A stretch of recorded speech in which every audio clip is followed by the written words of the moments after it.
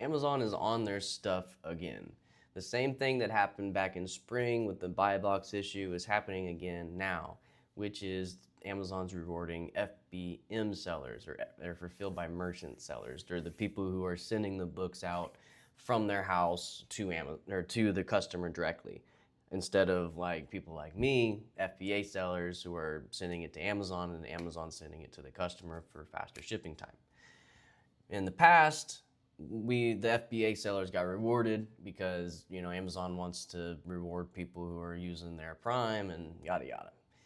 No, so this is an issue. For those who don't know, my name is Garrett. I'm an Amazon seller. I've been selling on Amazon for 4 years now, and I've recently been doing used books through the Amazon to Amazon method, where I buy books from Amazon and sell them back on Amazon.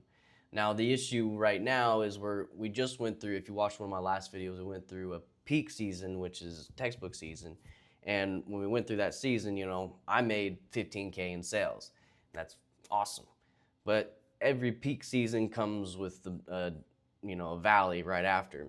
And the problem right now is the valley is hitting us a lot harder than usual. And that's, due to the buy box stuff. My sales have plummeted pretty hard. I've went through 4 days, I believe, of no sales this month, not consecutively, but 4 days throughout the whole month I haven't made any sales. And that's more than usual. I usually don't get a no sales day for a long time. It usually takes forever. And that's, it's hitting hard. And on top of that, whenever you go through, a peak in sales, the valley comes with returns. And, so I'm getting some returns too, which sucks. But that's, this is where we're at right now. And I am going to be changing things up a little bit to kind of react off of this. And I'll go over how I'm changing it here in a little bit. But right now I want to talk about, is this like the end of used booksellers and stuff like that? And I don't think so.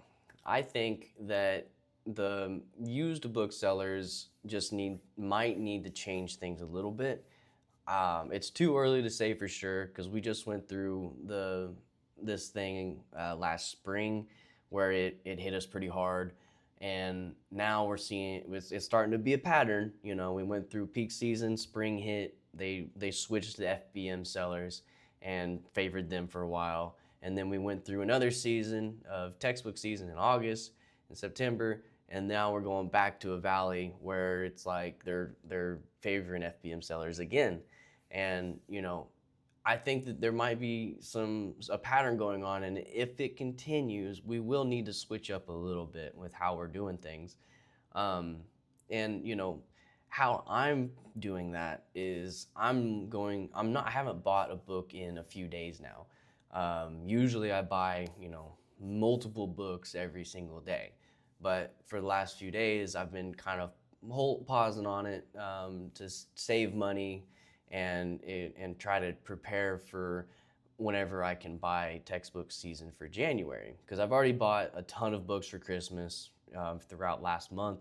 So I'm prepared for that season. I could always be more prepared, because the famous saying is, I wish I would have bought more, but I've got enough to where Christmas season's going to be good. So right now what I'm doing is I'm pausing on buying and just building up money to be able to roll it back into January for the college textbook season. Now, it's definitely, I don't know if that's the right call. It's just what I'm doing.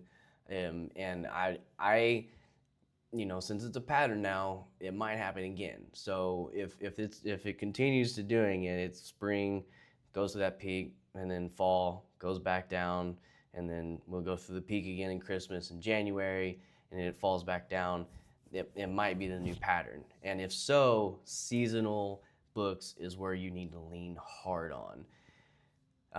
Because the all year round books may be harder. Now there's going to be some that are better than others, like if you are buying a book and you see that the buy box is, up here at $40, but the lowest FBM seller is down here at $13, expect that, especially during the off season, it's going to be down there at that $13.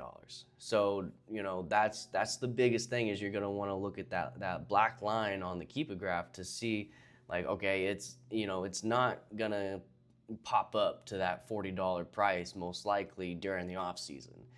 Now, the reason why I still think that seasonal books is still going to be undefeated in this area is because even if, they reward FBM all year round, if they're only giving it to them during the season, FBM, especially the low ones, are going to be sold out fast. They're going to get out of there really fast, and then eventually it'll go back to FBA. That's where the spike comes.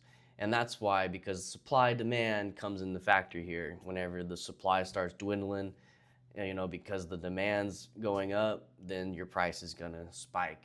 And that's whenever we can come in there. And on top of that, especially college kids, they're buying books from FBA sellers because they want the speed of the shipping. They want it, they went to class, the teacher said, hey, if you don't have this book by next week or by tomorrow or whenever, then you're gonna be hurting. Then they're like panic mode, go home, find it as fast as they can. The best place to find it is obviously Amazon. So they hop on Amazon, buy it, they're like, I need it tomorrow. Click the Prime shipping, get it tomorrow. And that's where we shine. Now, Christmas may not be so much, but there's still going to be those panic buyers come, 2 weeks or a week before Christmas that are like, oh, I didn't grab a gift, and then buy a used book real fast and, give it to them.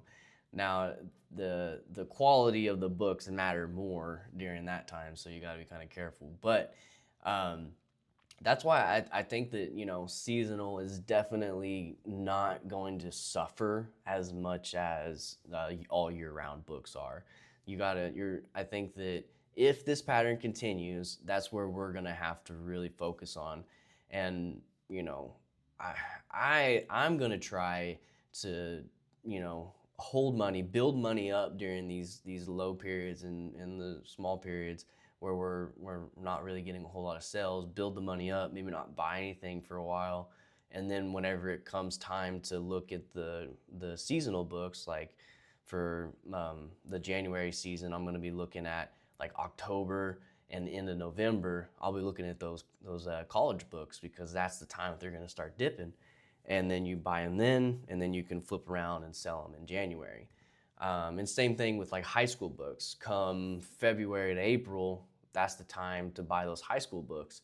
So you just spend as much money as you can on those high school books, and then you can flip around and sell them from May, because the high school season really starts in May if you price it right. It starts in May and goes all the way into the beginning of September. So you're just going to have to play the season a little bit more if this pattern continues. And again, not every book is going to be like that. You're just going to have to avoid the books that are, it's called the prime bump.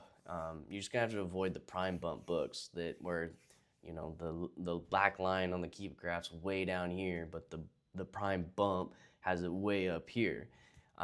Those books are going to be at risk during this time. And, I've got some of those books. I'm not saying that I haven't bought those books. Those books, are really nice whenever you can get the prime bump. But those are going to be the books that we're going to have to kind of stay away from during these times, and really focus on seasonal stuff. That is the main thing that I see going forward. Obviously, there's going to be, anomalies. There's going to be, one-offs where you do get the prime gap during this time, and then you're gonna, like, you're wrong, which I'm not always right, but I can say that we might need to change our game up, especially since this has happened twice this year now. Like it may continue to happen, and if it does, then we're just gonna have to change our game up. It doesn't mean that used books are done. I don't think that that's the case, but I do think that, there's going to be some changes going on. And if you don't change and if you don't adapt, you're going to get left behind. But, like I said, I could be wrong. Let me know in the comments below, like, what you think of this situation. Are you changing up your strategy? Are you staying the course? Like, nope, this is just a temporary thing and it'll go back to normal, just like the last spring did. It went back to normal, like, I think within a month. So this could go back to normal real quick. We don't know, but I don't know. Let me know what you think, and subscribe to the channel. Thanks for watching. Later.